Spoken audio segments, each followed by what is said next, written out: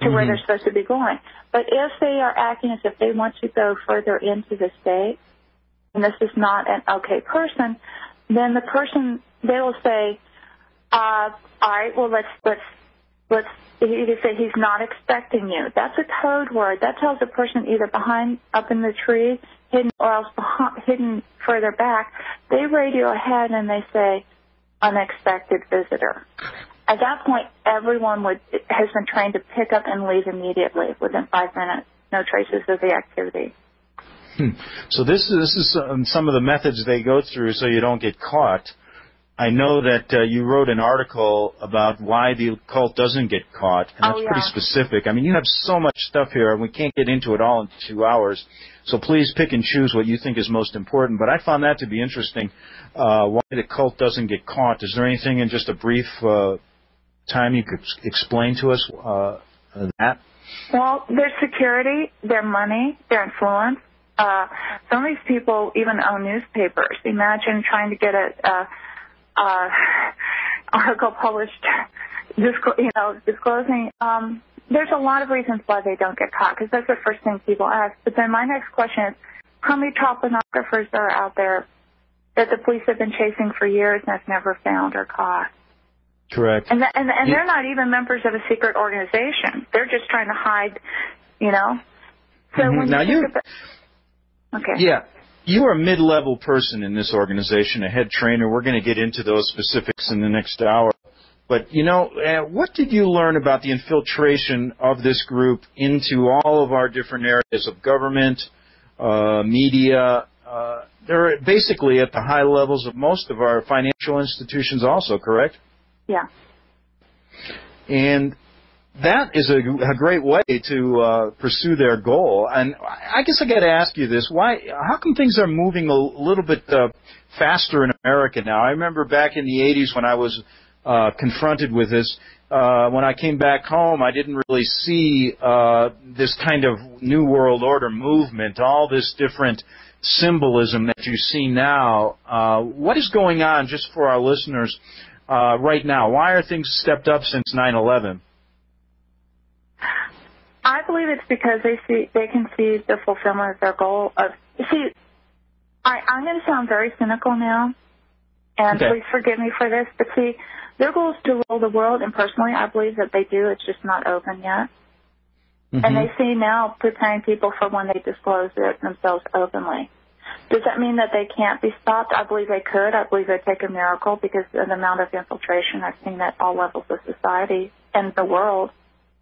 These people and women have a lot of money. They have a lot of influence. And your average person has no idea of how much that is going on behind the scenes that no one understands. But with that said, so basically, I think that they're already there. They just aren't open. People just don't know what they're doing.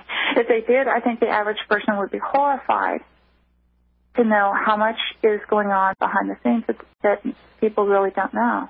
Yeah, and the point of this interview, I had 2 goals in this interview. But I don't want to sound despairing, because I'm also a strong Christian. I have faith in God, and I believe that through prayer and through people knowing that, I would like them to be stopped.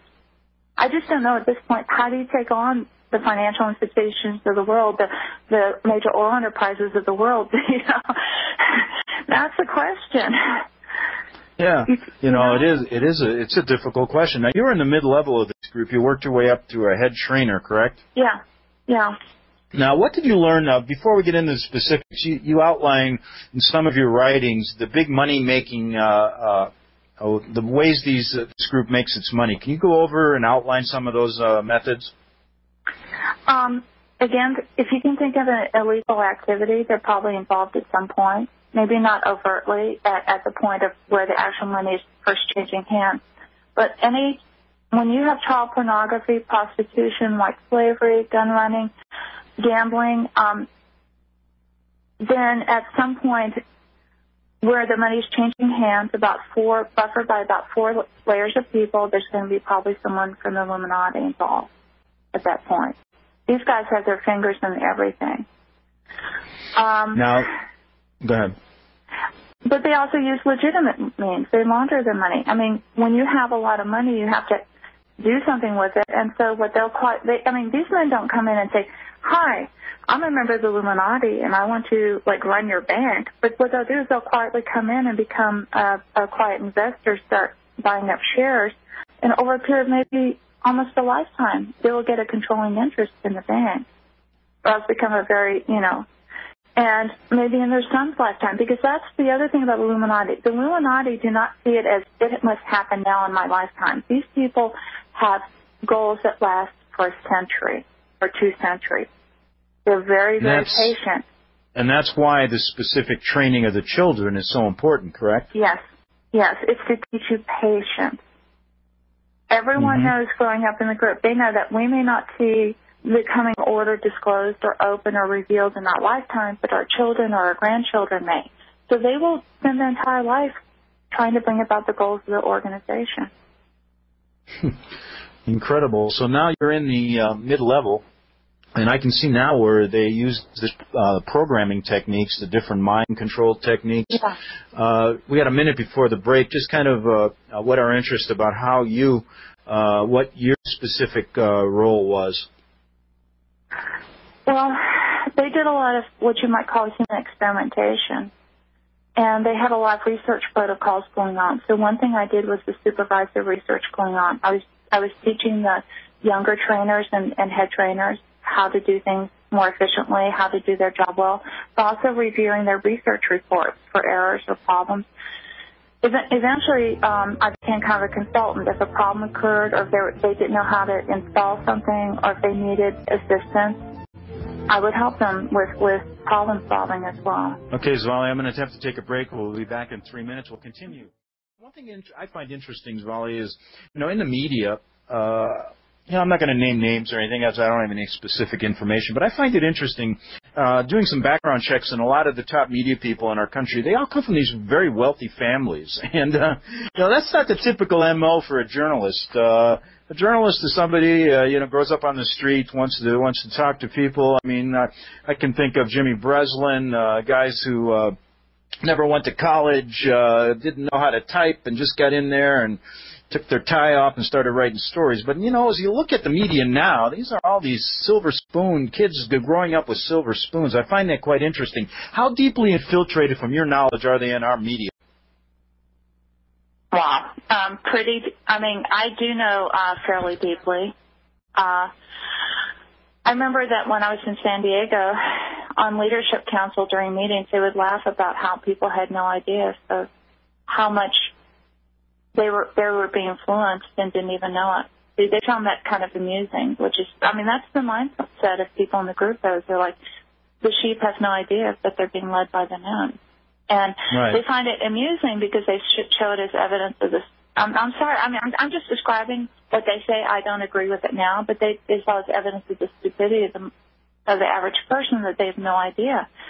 I'm not saying that every news story or every newscast story is a member of the group, by no means.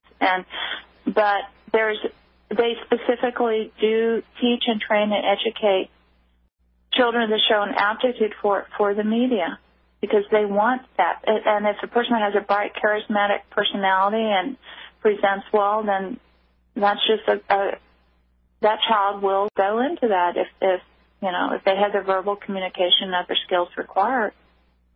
Correct, and that could explain why a lot of our stories really never get covered outside of the influence they have financially and the ownership of the media. Absolutely not by coincidence. What's that? Not at all a coincidence. Yeah, so that's a good idea why, folks, you're not getting the news from those outlets. We have not only in our government, it explains, a lot of things. Why? Look at the war in Iraq. Look at the evidence there that shows that it was wrong. Look at what they're doing in Iran right now. It's incredible. All this stuff. It's pretty obvious, people. There's something behind it. Svali is here trying to explain this organization from her knowledge, and it's quite a story. I know this idea, you were involved as a trainer, mind programming. This is just, I'm looking at some of the chapters in a book you have yet to publish. We're talking about brainwave, color control, metal, jewel programming, programming linked to stories and movies. I mean, it goes suicidal program. In just a minute here before our break, can you kind of break down what you learned about the importance? Well, we got to take a break, Svali. Sorry. We're going to do that quickly. Then we'll get back to you. We're talking to Svali regarding her role as a head trainer in the Illuminati and the American Illuminati. We'll be back on the Republic Broadcasting Network in 2 minutes. Okay, we're back on the Investigative Journal. One more hour, we're talking to Svali, and she was a head trainer in the Illuminati. Svali, what type of programming do they actually teach you, and how do you learn these different techniques?